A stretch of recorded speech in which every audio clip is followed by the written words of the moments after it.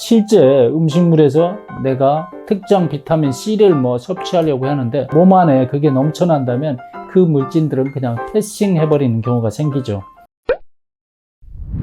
건강은 순환, 순환은 리듬. 순환톡톡의 한의사 안수기입니다.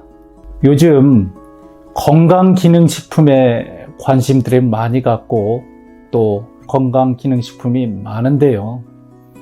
건강기능식품은 몸을 건강하게 만들겠다는 기능을 넣은 식품이라는 거죠. 식품과 약의 차이는 일반적으로 먹는 건 식품이고 어떤 질병을 치료할 목적으로 쓰는 것은 약입니다.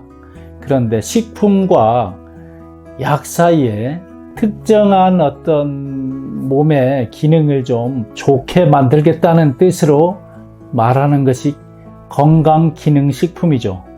그래서 약하고 식품과 경계 사이에 있다고 볼 수 있습니다.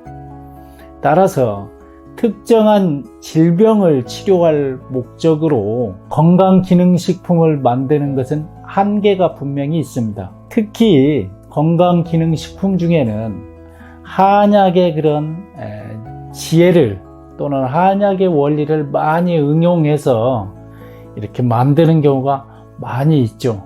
그러다 보니 한약과 건강기능식품을 자칫 혼동하거나 또는 거기서 거기 이렇게 비슷하게 받아들이는 개념들이 많이 있습니다.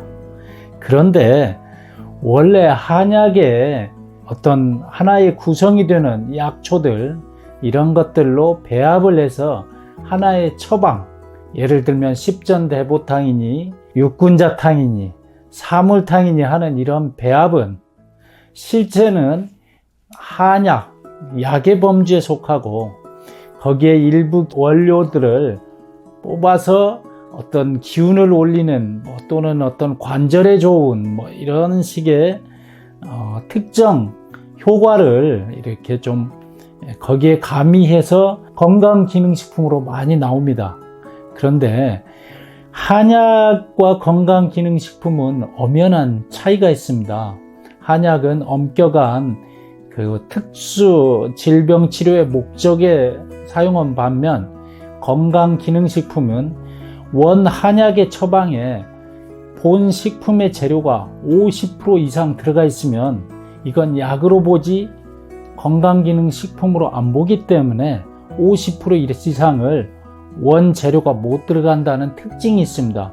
그러면 나머지 49%까지만 이 기능성 원료가 들어가고 51%는 부영제라고 해서 식품의 전체를 만드는 어떤 물질들이 들어가게 되는 거죠. 그래서 건강기능식품은 한약과는 분명히 차이가 있다. 그래서 질병을 치료할 목적이라면 한약이 맞다는 거고요.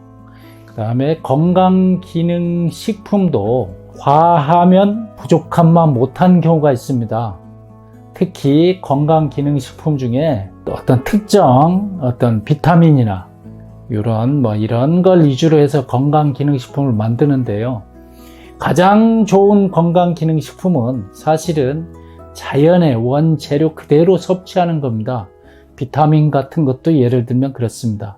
그런데 이걸 요즘 어떤 비타민의 용량을 많이 내 몸에 흡수를 하면 좋을 것 같은데 우리 몸은 그렇게 간단하지가 않습니다.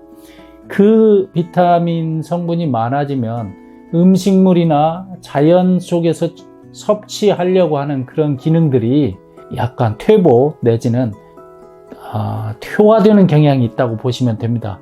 그래서 실제 음식물에서 내가 특정 비타민 C를 섭취하려고 하는데 몸 안에 그게 넘쳐난다면 그 물질들은 그냥 패싱해버리는 경우가 생기죠. 그래서 과용하는 이런 건강기능식품에 대해서 신중론이 나오는 이유입니다. 그래서 우리가 일상생활에서 건강기능식품이 보조적으로는 활용될 수 있는데 너무 건강기능식품으로 전부인 양 이렇게 맹신하는 것은 조금 조심해야 할 것 같습니다. 여러분들이 일상에서 식품, 또 질병에서는 약, 그리고 보조적인 역할로서의 건강기능식품을 참조하시는 수준이었으면 좋겠습니다. 감사합니다.